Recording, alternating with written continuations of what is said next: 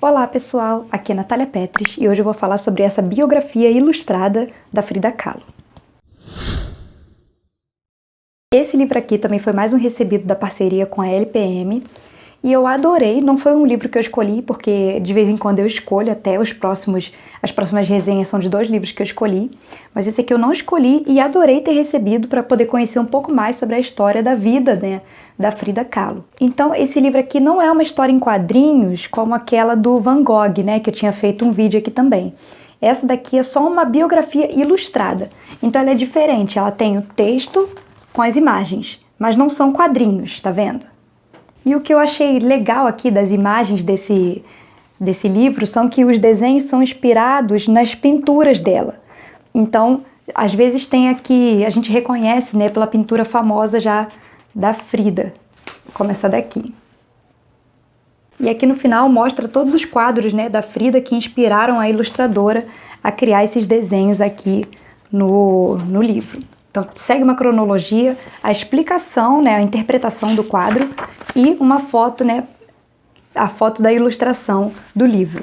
Então, o diferente dessa biografia é que ela vai sendo narrada em primeira pessoa, como se fosse a Frida falando, como se tivesse sido a Frida que escreveu. Então, veja bem, não é uma autobiografia, foi escrito pela Maria Hesse e ilustrado também. Só que ela escreve como se fosse a própria Frida contando sua história. E ela diz que vai tentar contar mais ou menos como aconteceu, que muitas coisas que estão aqui são verdades e outras não. Então, como é uma biografia, a autora tenta contar a história da Frida desde o seu nascimento até a sua morte. Então, assim, o que eu sabia da Frida, né, da vida da Frida Kahlo, eu soube vendo aquele filme, né, não sei se vocês já viram, esse filme bem famoso, que conta a história da vida dela também, que eu, aqui lendo o livro, consegui perceber várias coisas que tinham no filme também. Mesmo que eu tenha visto o filme há muito tempo, pretendo até rever depois, eu percebi que já tinha muita coisa do filme, tá aqui no livro também. Só que o livro, ele parece que traz mais detalhes, óbvio, né? Geralmente o livro, ele é mais detalhado. Dá alguns detalhes sobre a deficiência que ela teve, né? E algumas outras coisas em relação à vida dela com o Diego, né? O marido dela. Então hoje a Frida, né, ela é famosa, né, vista como um símbolo do feminismo, mas muita gente também nem conhece direito a história dela, não sabe pelo que ela passou, o que ela sofreu e os machismos que ela sofreu ao longo, né, da sua história. Então o que pouca gente sabe é que ela tinha uma deficiência física congênita, né, que aqui fala que alguns dizem que foi poliomielite, mas na realidade eu sofria de espinha bífida, e que no final da vida dela ela teve que amputar uma perna e ficou até de cadeira de rodas. Ela usava bota ortopédica, teve que amputar alguns dedos do pé e sofreu diversas cirurgias, né, ao longo da vida dela. Então, além dessa espinha bífida, mais ou menos com os 18 anos, ela sofreu um acidente num bonde, deixa eu procurar aqui, que teve um mastro que atravessou basicamente o corpo todo dela, de um lado ao outro. Os médicos acharam que ela não sobreviveria, né? Ela teve que passar por diversas cirurgias que ficaram com sequelas para o resto da vida dela. E foi assim que ela começou a pintar, porque ela teve que ficar mais de 1 ano de cama.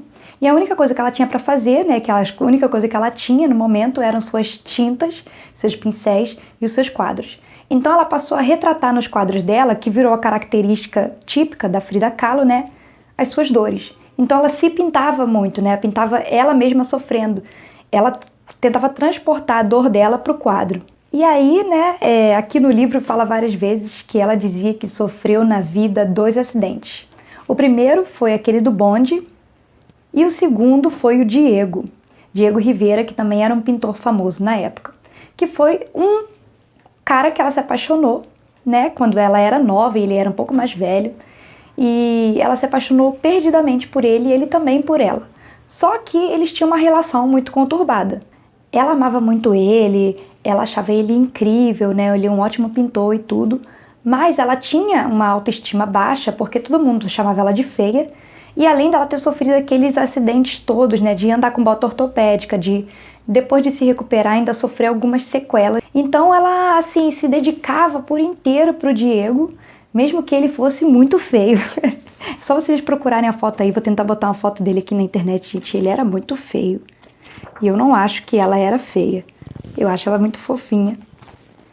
Mas deixa eu ver se eu acho aqui um do Diego. Aqui o casal.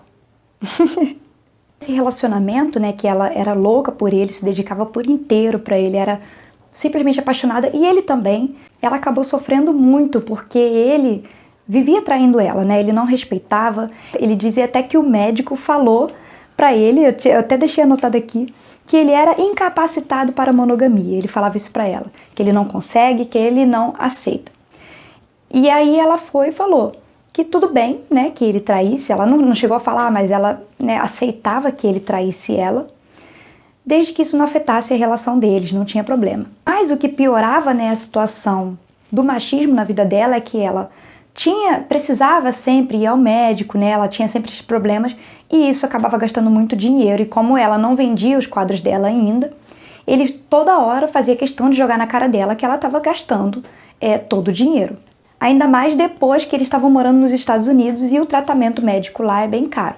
Então eles saíram do México, foram morar nos Estados Unidos e tinha esses problemas todos aí, que ela morando com ele traindo ela e tudo mais. E aí um outro problema que ela teve também foi que ela teve que amputar os 5 dedos do pé direito, né? E isso também causou mais problemas de autoestima para ela e mais reclamações do marido. Mas o que piorou mesmo foi quando ela pegou o Diego, né, o marido dela, traindo ela com a própria irmã. E aí isso causou um trauma muito grande nela, obviamente, porque era a irmã dela, que ela considerava, gostava muito, e o cara que ela mais amava na vida. E foi a partir daí que ela decidiu mudar, que o livro mostra até ela cortando o cabelo, o livro mostra os dedos dela sendo arrancados, e aí depois mostra a irmã dela traindo, né, ela, e mostra também ela cortando o cabelo, se revoltando com toda essa situação. Então depois disso eles acabam se separando, só que eles vivem numa relação de vai e volta, separa e volta, separa e volta, separa e volta, porque ela não consegue ficar muito tempo sem ele, não consegue ficar muito tempo sem ela. Acho que chega até uma época que eles separam no papel, depois eles casam de novo no papel, porque eles ficam nesse vai e volta, até que ela propõe o seguinte: tudo bem, você pode me trair, mas eu também vou sair com quem eu quiser. Então ela começa a sair com várias pessoas, ela começa a ter vários amantes, inclusive mulheres. E são várias pessoas que são famosas, né, na época, pessoas que ela interagia, que eram famosas naquela época. E tem até aqui, ó, alguns dos meus amores e as pessoas com quem ela teve relações, né, alguns dos amantes dela.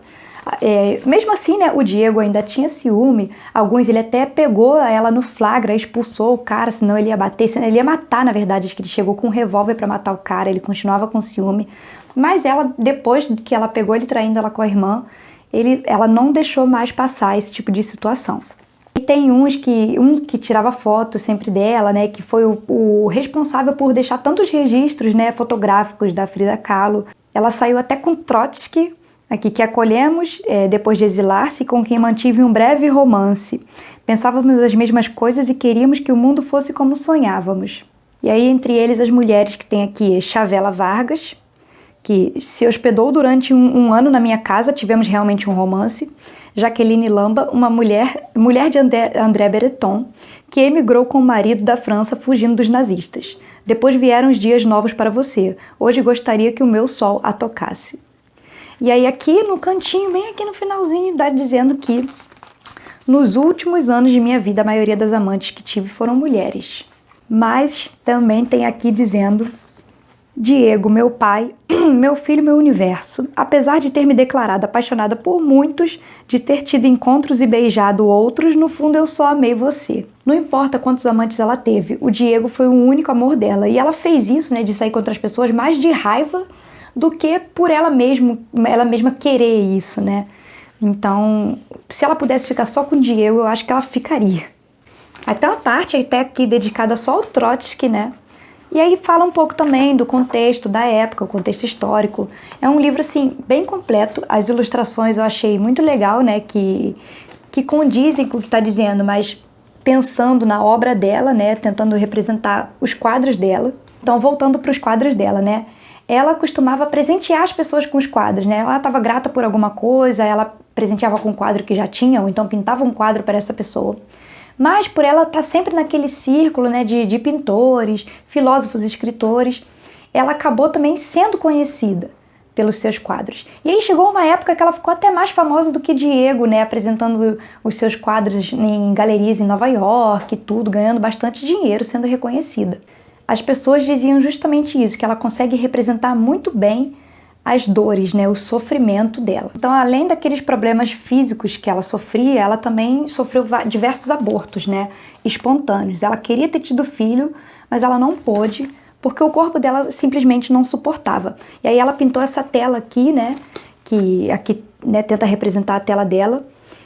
E aí o Diego escreveu para ela: mulher nenhuma havia representado tal poesia agoniante em uma tela como Frida fez em Detroit. Que tem aqui no livro, né, mais pro final da vida dela, ela teve que amputar a perna por mais outros problemas que foram surgindo, e aí acabou ficando de cadeira de rodas. O Diego, ele acabou ficando muito nervoso com essa situação, passou vários dias em silêncio, murmurando coisas sem sentido, que está escrito aqui, né, chorando de uma maneira inconsolável. E foi aí que, a partir daí que tem aquela frase famosa dela, né, pés para que os quero, se tenho asas para voar. Eu não vou contar muito mais detalhes desse livro aqui, né, para vocês sentirem vontade de ler também, mas mostrando aqui como é que ele é bem estruturado, ele é bem bonito por dentro, né, olha só. Aqui na frente, na capa, que é bem lindo, e atrás também.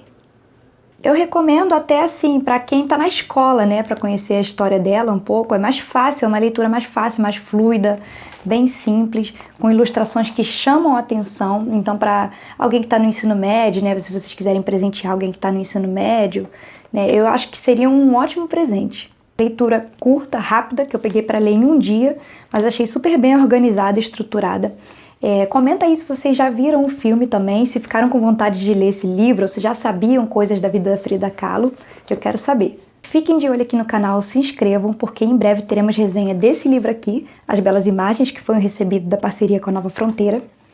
Desse aqui também, do Bukowski, que foi um recebido da parceria com a LPM. E desses dois livros aqui, que já tem resenha lá no Instagram, mas eu vou fazer uma resenha mais detalhada aqui no YouTube. Então, ó, 4 livros, 4 vídeos, fiquem atentos, se inscrevam no canal. Um beijo e até a próxima!